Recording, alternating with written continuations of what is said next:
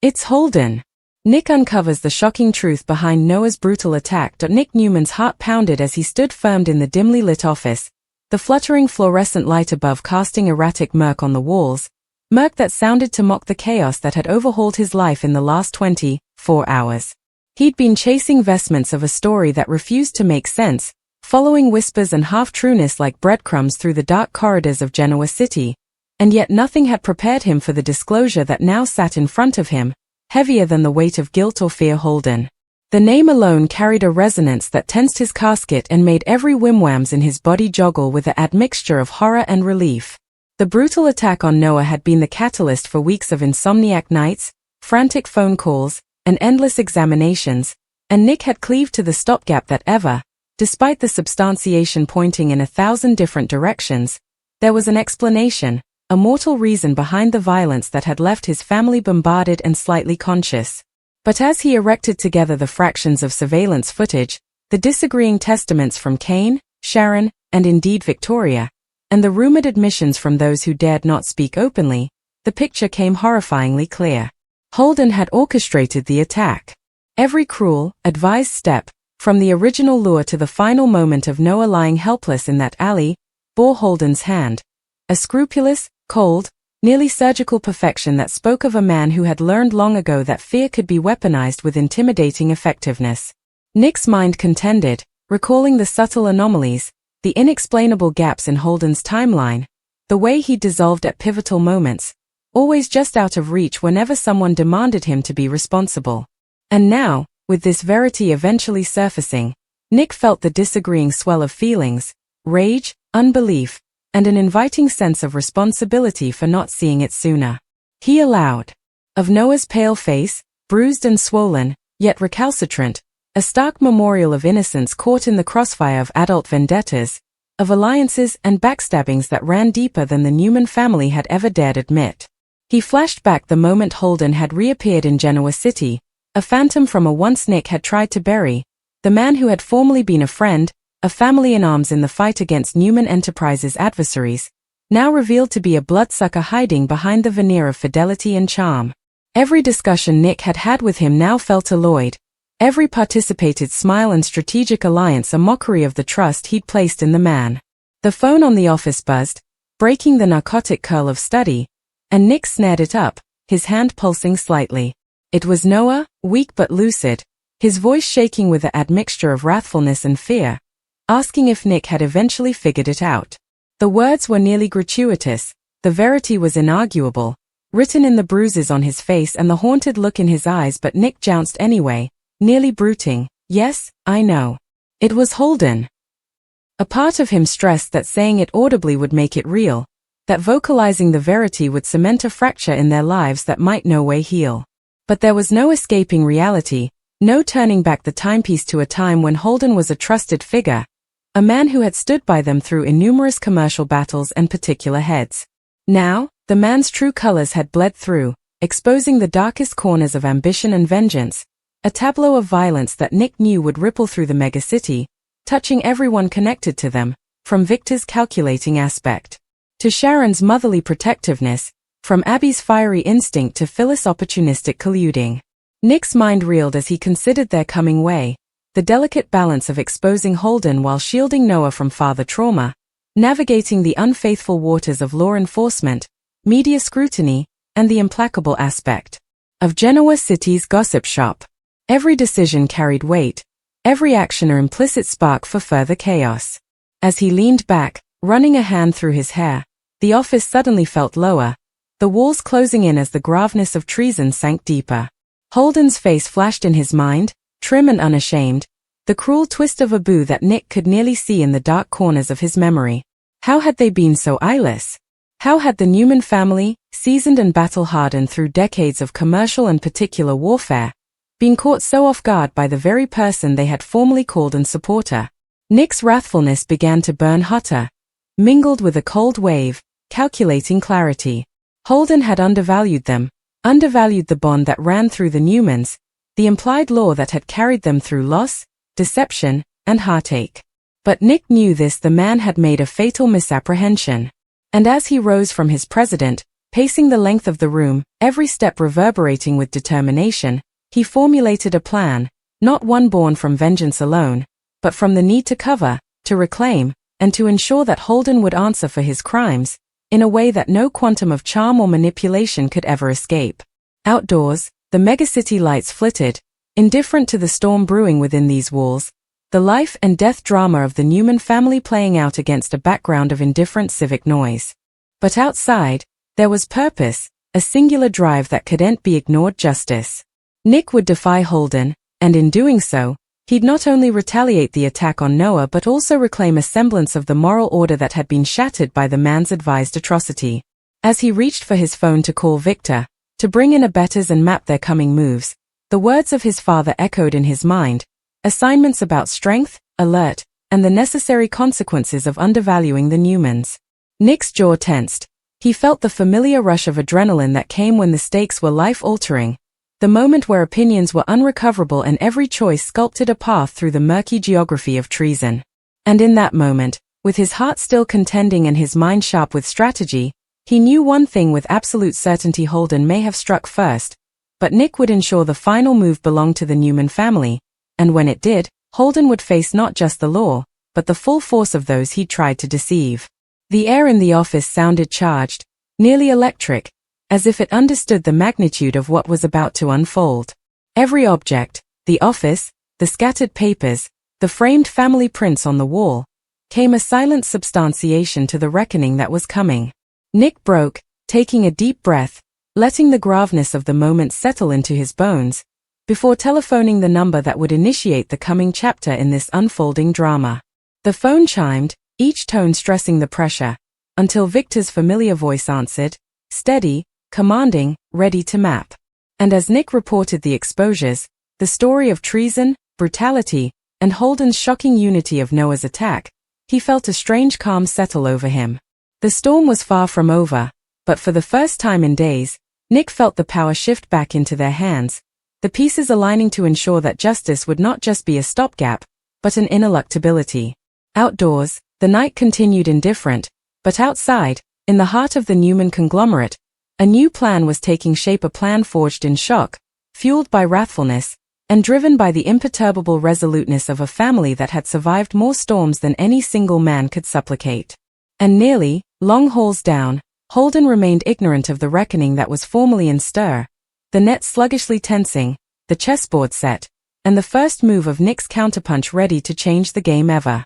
The megacity outside Genoa City Hospital hummed with its usual indifferent energy, but outside, the Newman family's world had constricted into a pressure cooker of fear, dubitation. And the kind of pressure that only comes when someone you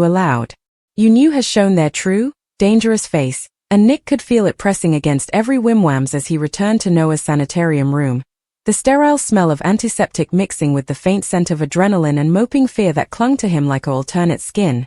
Noah lay in the bed, his arm in a sling, his face still bruised and swollen, but his eyes were alert and bright despite the pain, and when he saw Nick enter, he tried to smile, though it faltered nearly incontinently. Under the weight of what had happened, and Nick's casket tensed because he knew Noah was trying to cover him, trying to be stalwart in a way that only a Newman could manage, and it tore at him that Holden's treason had left his family fighting through not just physical pain, but the emotional terror of realizing someone they had trusted, someone who had formerly been a friend, had designedly set out to hurt them, to manipulate the family into chaos. And Nick moved closer, lowering his voice to an admixture of wrathfulness and consolation, telling Noah that they would get through this, that Holden's schemes were over before they had indeed completely begun, though he could feel the mistrustfulness in Noah's eyes, the fear that despite their stylish sweats, Holden's reach might be longer, further insidious than they had imagined, and as he spoke, Nick's mind contended through all the possible avenues reaching Victor, enlisting Sharon's support without exposing her to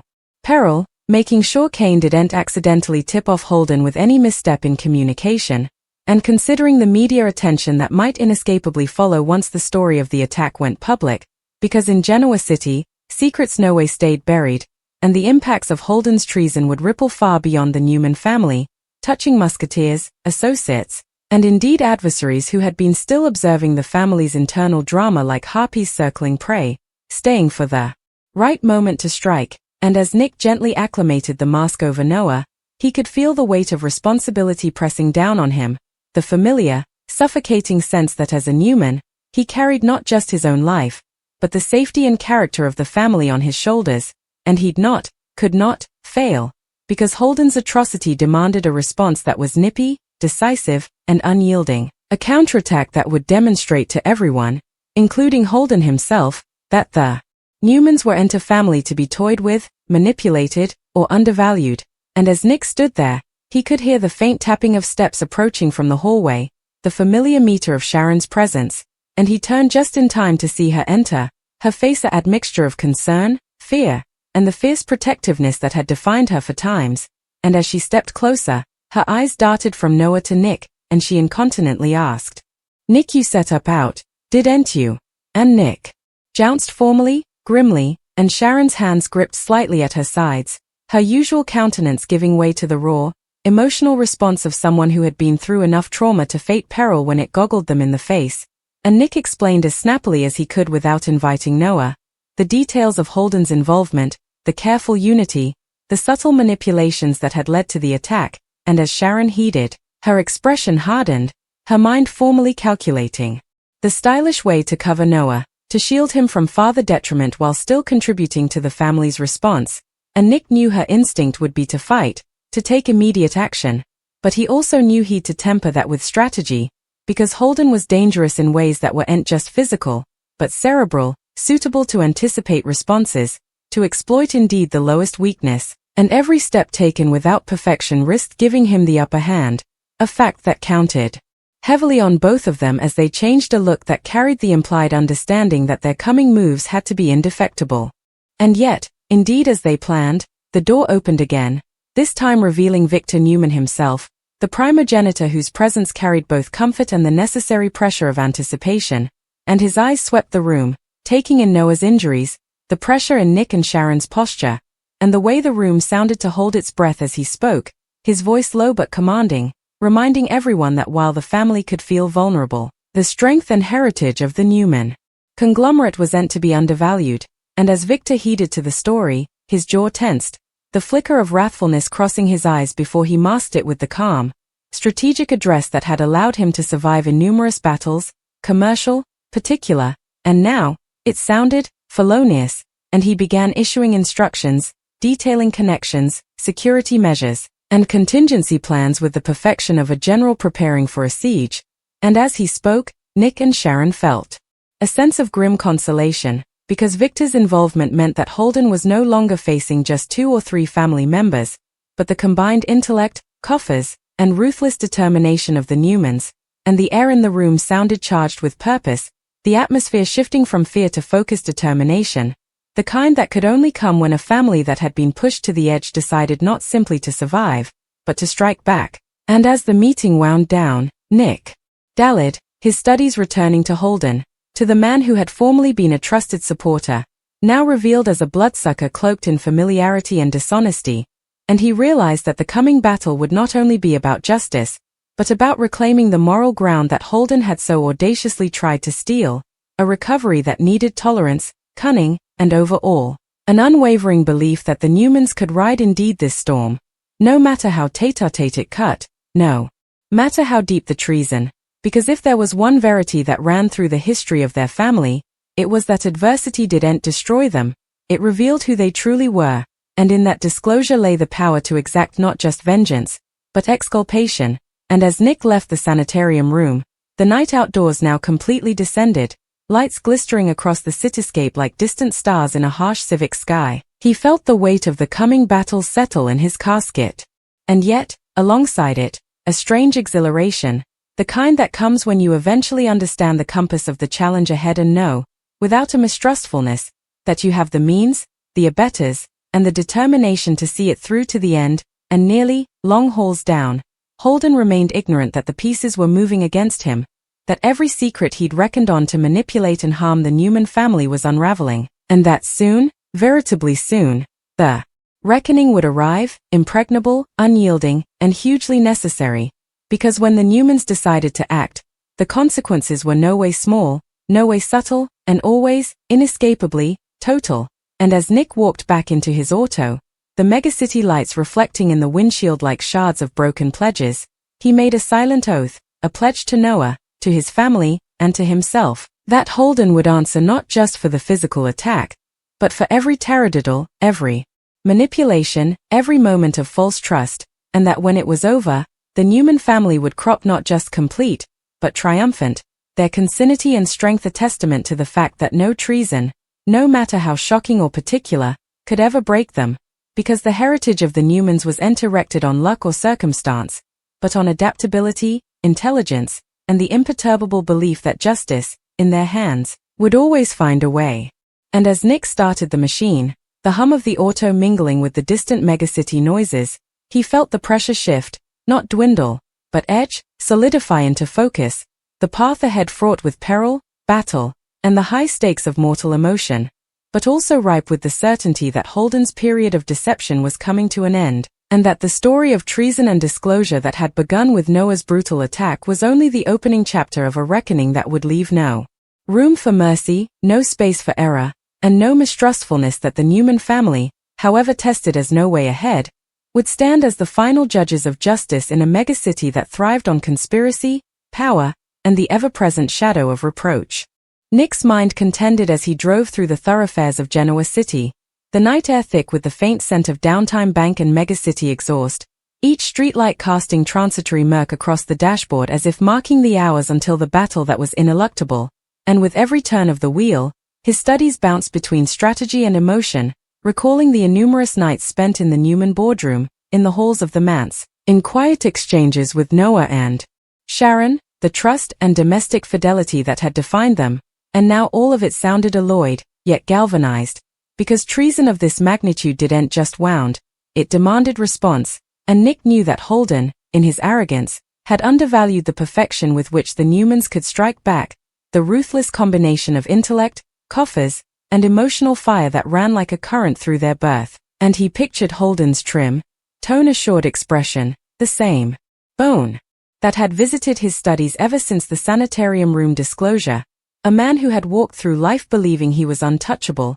shielded by charm, timing, and careful manipulation, ignorant that every supporter he'd assumed was pious to him was, in reality, being still assessed, entered, and prepared for battle by those he'd betrayed. And the study of defying Holden brought a admixture of wrathfulness and adrenaline that tensed Nick's casket, every muscle tense as if ready to spring into action the moment the occasion presented itself, because he knew that this was further than a physical battle. It was a chess game, one in which lives, reports, and power were all pieces, and one misstep could mean disaster not just for them but for every person caught in Holden's manipulative web. As he situated outside the familiar Newman estate, his mind incontinently shifted to the coming way icing Noah was safe, attesting Sharon had contingency plans in place, advising Victor of any implicit leaks, and considering how to work the information about Holden's attack in a way that could cover them fairly while contemporaneously applying pressure. And the enormity of it made Nick feel both the weight of responsibility and the sharp exhilaration of a challenge good of the Newman name, because they had no way been a family to back down, indeed when the odds were piled, indeed when the treason was particular and deep, and Nick could nearly hear Victor's voice, that commanding tone that brooked no vacillation, reminding him that occasion favored the set, that every move had to be calculated, precise, and executed with unwavering confidence, and the study prodded him forward as he entered the manse, the familiar hallways now pigmented with an turnabout of peril, every portrayal, every relic, every polished face suddenly a silent substantiation to the unfolding drama, and as he mounted the stairs, he allowed of Noah lying in the sanitarium bed, vulnerable yet bent, the physical injuries a stark discrepancy to the emotional bones that would take far longer to heal, and he felt a nearly paternal need to shield him from farther detriment, to ensure that Holden would be held responsible, not just as a felonious, but as a man who had violated the trust and safety of a family who had always tried to see the good in people, indeed when that trust was repaid with atrocity and deception. In the study, Victor was formally pacing, the low hum of the fireplace filling the space as his sharp eyes caught Nick's entrance, and without preamble, he began detailing what he'd formally arranged: private investigators tracing Holden's movements, attorneys ready to secure restraining orders and legal influence, and a discreet network of abettors deposited throughout the megacity to cover any suspicious